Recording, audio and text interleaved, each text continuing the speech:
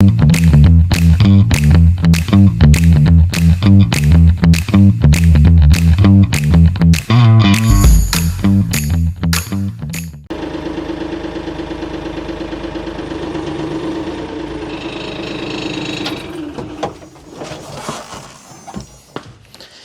everybody, Jared with J Gross Equipment, Bobcat of Aberdeen. Welcome back to another episode.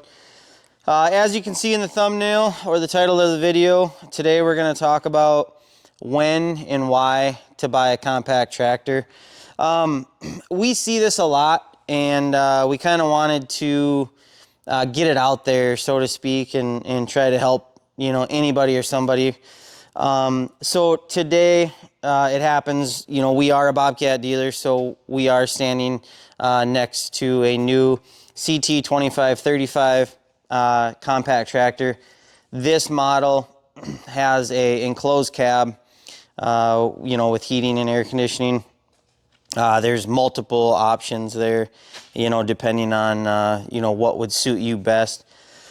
So the things we want to cover today, this isn't a sales video of why you should buy a Bobcat. This isn't a sales video of you need a compact tractor. This is going to be some things to think about if you're an acreage owner and you're looking to add a piece of equipment to maintain your land, whether that's if you're looking to buy a skid steer, whether you're looking to buy a compact tractor, a side-by-side, a tool cat, whatever you're thinking about. These are going to be some things to consider. So where we see this the most is people,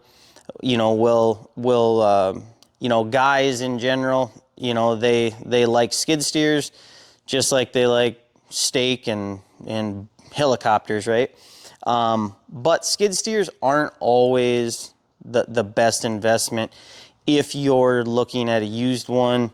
So let's say you're looking at 25 to 35,000. This tractor would be on the higher end of that scale. This tractor roughly is 37,000. We're in January of 2025 currently, and almost always these tractors can be financed for 0% financing, generally up to 7 years. And that's kind of an industry standard. So you're looking at a really low monthly payment, and if you are on a budget and if you are looking to finance these, 0% is kind of a no-brainer. To where the used market, whether you're buying a used tractor, a used skid steer, a used side-by-side, whatever the case may be, generally is whatever the market's doing. Currently, that interest rate's pretty high, as everybody knows, whether it's 5, 6, 7%. So kind of to get back into it, we see people purchase used skid steers and they're a burden. They have a higher interest rate, or they used a fairly good chunk of money from their savings to purchase this, and then there's a $1,100 repair bill, a $2,500 repair bill on top of that. So we don't like that any more than the customers, the consumers, because we know it's tough. So when you consider a new compact tractor, this can replace a smaller used skid steer. It has a skid steer interface quick attach on it, universal 2-pin.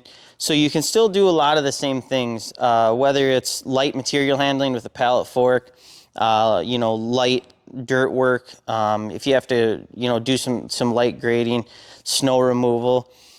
You can also utilize the 3-point. So the 3-point on this is super universal, whether it's brush cutting, finish mowing, tilling, the list goes on, depending on the region of the country or the world you're in. So on an acreage, if let's say you have 2 to 3 to 10 acres, it's almost arguable that this is probably more versatile than a skid steer. there are certain applications that require a skid steer, that require a tractor, that require other stuff that we're not even talking about. But that's kind of what we want to discuss. So a lot of people might get a skid steer in their vision and they only want a skid steer. They go out and they purchase a used skid steer.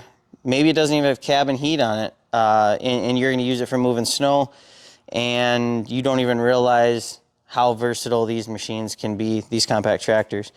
So just some things to think about.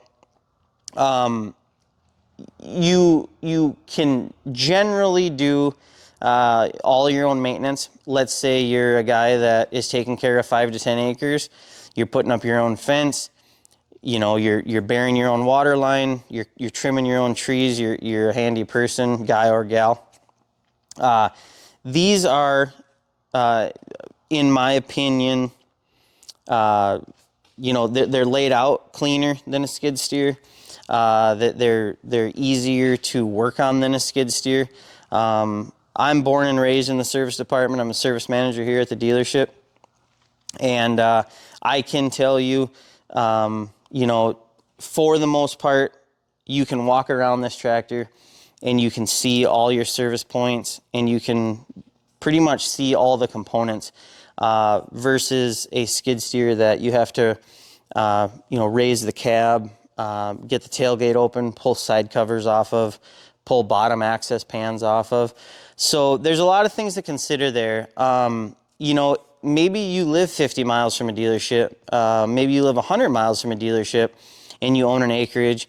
You know, you have inclement weather, whether that's, you know, if you're in our area where you have a blizzard. So sometimes that service can be a little bit, you know, a little bit of a travel, right? So those are all things to consider. You know, it's easy to drain the oil. It's easy to change the oil. You know, they're easy to grease. There's very few components under the cab versus a skid steer. So when you talk about the maintenance side of it or doing your own repairs, looking for electrical issues, all those things. So I think that about wraps up today's video. But we just want to make sure to summarize and to, you know, just one more time discuss, when you're considering buying a used piece of equipment, we would say for $25,000 to $35,000, definitely consider a compact tractor. Definitely give one a try. Maybe go demo one on a dealer lot or rent one from a rental shop. You know, just because of purchasing this machine, you get manufacturer and dealer benefits, whether it's a Bobcat or not, right? So you buy a used skid steer that you don't have any service records on. If it comes from an auction or if it comes from a private seller, sometimes you maybe get those, but generally not. Or even a used tractor, kind of the same situation. So good things to consider is manufacturer and dealer benefits, warranty that comes with that, financing, which is generally really good rates, and you're starting with this piece of equipment. If you know you're going to be on that property for 20 plus years, you can buy this machine brand new and you can own it for the duration of that property and most likely pass it on to the next owner or the next generation. So if there's anything you want to know about these tractors, or if there's anything more in depth you'd like to see about these tractors, be sure to comment or send us a message.